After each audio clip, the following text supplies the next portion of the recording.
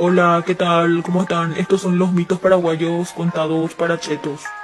Bueno, acá les voy a contar los brothers la historia de esta pareja Taú y Keraná.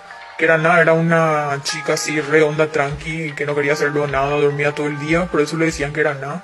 Y Taú era en realidad un demonio re luego denso, que se gustaba de Keraná y le visitó durante 7 días y después de eso consiguió raptarle.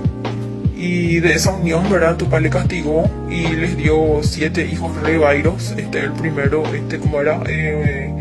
Es el loro víbora, o sea que, perdón, voy to I, ahí está, ahí le ven. Y sí que es un perro re loco, ¿verdad? Que se va a los cementerios de noche a buscar cadáveres para comer. Este es el Luisón. Y sí que es curupí, igualito a la marca de la hierba que yo tomo, o sea, re pega luego esa hierba. Y bueno, este es el curupí de verdad había sido.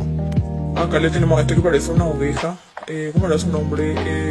Ropa. O sea que, perdón, Ao.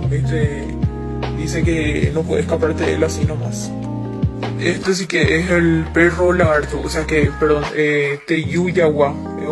Así una mezcla de perro con no sé qué cosa que tiene así 7 cabezas. Y este nene es el rubito, es Yasuya Tere y se hace re brother wow de los niños, pero en realidad les engaña para hacerle perder por el bosque. Y el más bailo de todo, es Moñay y no sé, su pinta tipo es como ese tu tío que amaneció a la fiesta y esa onda, ¿verdad?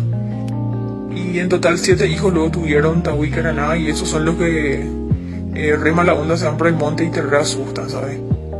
Y si quieren saber sobre otros mitos, pueden pedir en los comentarios sin problema. Voy a estar comentando sobre ellos, así tipo para que ustedes entiendan los chetos, los brothers, ¿verdad? Saludos.